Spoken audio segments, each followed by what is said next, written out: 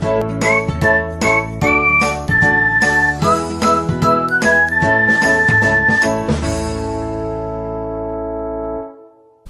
day everyone! I'm your Mr. ATL and welcome back to my channel. Today's video, ang gagawin naman natin ngayon ay ang pagmumultiply ng mga fractions. So, paano ito gawin? Tingnan nyo mabuti kung paano. So, example number 1, 2 over 5 multiplies by 3 over 7. This symbol means multiplication. So, sa iba, ganito ang ginagamit na symbol. So, pwede rin naman siya na meron siyang parenthesis sa bawat fraction. So, pare-parehas lang naman ang ibig sabihin niyan. So, i-multiply na natin. In multiplying fractions, dire-diretso lang, numerator to numerator, 2 times 3, that is 6. So, ganun din sa denominator, 5 times 7 is 35. If it is possible to reduce the answer to its lowest terms, i-lowest term siya. Pero kung hindi na, that will be your answer. Example number 2, we have 14 over 15 times 5 over 8. So, ganun pa rin, i-multiply natin ito, that is 70. I-multiply natin 15 times 8, that is 120. So, kung pwede siyang i-lowest term natin, term by 10, so divide natin by 10, that will be 7 over 12. So, this is the answer. So, in another method, pwede rin naman natin siyang gawin ng ganito. For example, ang given ulit ay 14 over 15 multiply by 5 over 8. So, ang 14 and 8 ay merong common factor na 2. Okay? So, kapag ka-divide yan sa 2, ang mangyayari, may maiiwang 7 dito at may maiiwang 4. Again, divide natin siya sa 2 dahil common factor niya ay 2. 14 divided by 2 is 7. 8 divided by 2 ay 4. Ganun din ang 5 and 15. May common factor na 5 since this is 5 times 1 and this is 3 times 5. So, pag dinivide by 5, that is 1.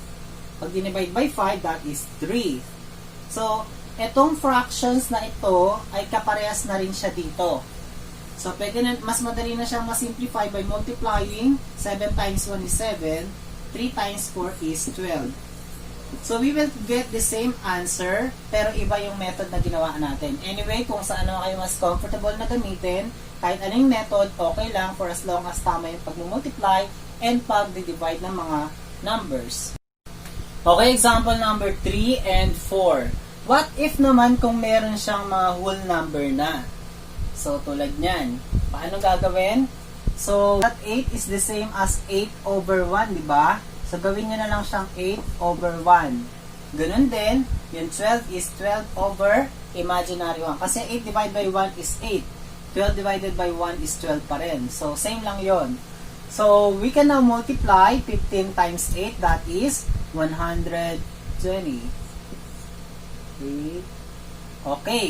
Then 16 times 1 is 16. So, by getting the lowest term, pwede siya by 8. So, that will become 15. And that will become 2. So, the answer is 15 over 2. Pero kung ang hinihingi ay naka-mix form or naka-mix fractions, so, tulad nung ginawa natin sa previous lesson, i-divide lang natin. This is the divisor and this is the dividend. Ilang 2 meron sa 15? We have 7. And 7 times 2 is 14. Subtract, that is 1. So, 15 over 2 is the same as yung whole number na 7 and 1 over 2. So, this is the answer. Next, number 4, we have 12 over 1 or 12 times 2/3. So, ganun pa rin, multiply natin. That is 24 over 3. And 24 over 3 is exactly 8. So, the answer is 8. So, paano naman kapag ibang method ang gagawin natin? Okay, so balik tayo dun sa ibang method na gagawin, no? So, hahanap tayo ng ibang number na isa sa numerator, isa sa denominator, at meron silang common factor. So, dito sa given natin sa number 3, may nakikita ba kayong numerator at denominator na merong common factor? Kasi ako may nakikita ako na 8 and 16 dahil ang 8 ay 8 times 1 at ang 16 ay 8 times 2. Meron silang common factor na 8. So, gagawin natin, i-divide natin by 8. So, this is by 8, magiging, so, 8 divided by 1 is, so 8 divided by 8 is 1. 16 divided by 8 is 2. And then copy yung mga natira dito. So, 15 times 1 is 15, and then 2 times 1 is 2, and that is the same as 7 and 1 half. So, same pa rin naman nung answer natin. So, dito naman, may nakikita ba kayong numerator and denominator na may common factor? So, may nakikita ako, that is 12 and 3. Dahil ang 12, 3 times 4, ito ay 3 times 1. Parehas merong 3. So, i-divide natin. Ito, wala silang common factor. So, pwede natin kopyahin na lang. Ito, by 3, that is 4. By 3, that is 1. So, matitira is 8 over 1. Where 8 over 1 is still 8. Same answer lang ang makuha natin. So, example number 5 and number 6. So, paano naman kapag meron siyang mixed fractions, no? So, umpisa na natin. Number 5. So, 4 and 1/3 multiply by 9 over 20. So, ang mangyayari, lahat ng mga mixed fractions na to, gagawin muna natin siyang improper fraction. So, paano ulit yun? Yung denominator, multiply by the whole number, that is 12. And then, add mo yung numerator. So, 3 times 4 is 12 plus 1 is 13. Then, copy the denominator, 3. Multiply, since ito ay proper fraction, pwede na lang natin siyang i-copy as 9 over 20. So, again, multiply natin ito sa ito. Ilan niya? So, 13 times 9 is 117 and 3 times 20 is 60. So, pwede ba natin silang i-simplify pa? So, according to the divisibility rule of 3, that is 1 plus 1 plus 7 is 9. So, 9 is divisible by 3. Therefore, 117 is also divisible by 3. And 60, pwede rin siya sa 3. Divide natin by 3. 117 divided by 3 is 39. 60 divided by 3 is 20. So, 39 over 20, pwede siya i-transform into mixed fractions. So, ito yung 20. Ilang 20 meron sa 39? Meron kang isa. Ilan ang sobra?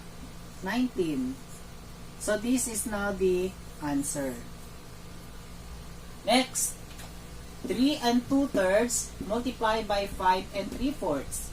So, as what I have said a while ago, gawin muna natin silang improper fraction. So, mangyayari, 3 times 3 is 9 plus 2 is 11 over 3 multiply by, this is 4 times 5, 20 plus 3 is 23 over 4. Multiply 11 times 23 is 253 over 3 times 4 is 12. So, transform into mixed fraction. So, i-divide natin yung 253 by 12. So, ilang 12? Meron sa 25, we have 2. Then, this is 24. Subtract, that is 13. Okay, so, the answer is 2 and 12 over 13. Okay, so gagawa tayo ng gagawin natin yung isang method in multiplying fractions. Tingnan natin kung same lang ng answer mo kuha natin.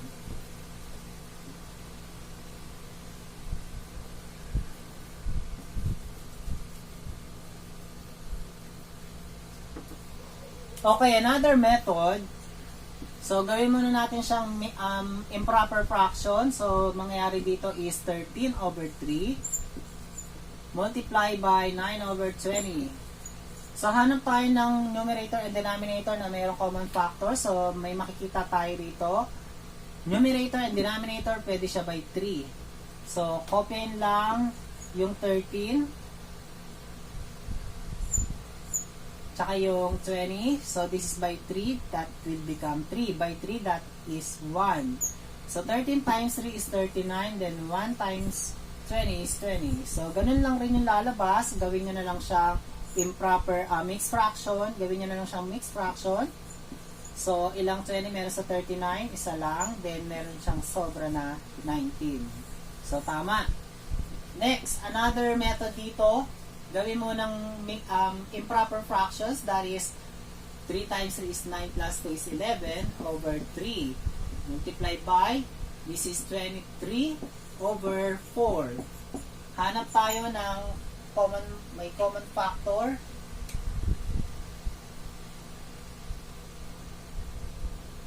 So, wala tayong nakikita may common factor.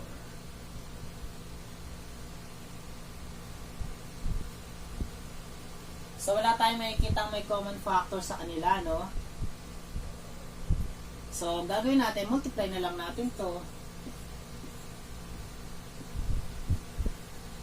So, 11 times 23 is 253. And then, this is 12. So, gawin natin siyang mixed fraction. So, that is 12. So, di-divide lang natin. So, ganun lang rin yung ginawa natin kanina. Kasi wala siyang common factor. So, the answer is still 2. Okay, example number 7. So, tingnan nyo, ang dami ng fractions, no? We will multiply all of them. So, 4 over 9 times 26 over 5 times 3 over 2 times 5 over 4 times 3 over 13. So, if you're going to use the method of multiplying all of the numerators, what will be the product? And we will multiply all of the denominators, what will be the product, and we will simplify the answer. So, multiply muna natin. So, 4 times 26 is 104. 104 times 3, that is 312. Then, 312 times 5, that is 1,560. And 1,560 times 3 is 4,680. Sa denominator naman, we have 9 times 5 is 45, times 2 is 90, 90 times 4 is 360, then 360 is 4,680. And then we will simplify by dividing this. So, since divisible naman sila, the answer is 1. Okay? So, pero medyo matatagalan ka dahil ang dami mong minumultiply na ganito. Hahanap na lang tayo na kung meron man na common factor doon sa numerator and denominator. And then, di-divide natin sila or si-simplify. So, ang dami kong nakikitang may mga common factor. Itong 4 and 4 by 4, that is 1. 4 divided by 4 is 1. 4 divided by 4 is 1. So, by 3, ito, 3 divided by 3 is 1. Then, 9 divided by 3 is 3. What else? Itong 2 and 26. So, itong 2 divided by 2 is 1 and 26 divided by 2 is 13. What else? By 5, ito, 5 divided by 5 is 1, then 5 divided by 5 is 1. So, ito, saka ito, pwede pa yan. Divisible siya by 3, divide natin by 3, that is 1, and 3 divided by 3 is 1. At yung 30 na to, saka ito, pwede rin siyang i-divide by, so 1 times 1 times 1 times 1 times 1 is 1. Then sa denominator, 1 times 1 times 1 times 1 times 1 is also 1. And 1 divided by 1 is 1.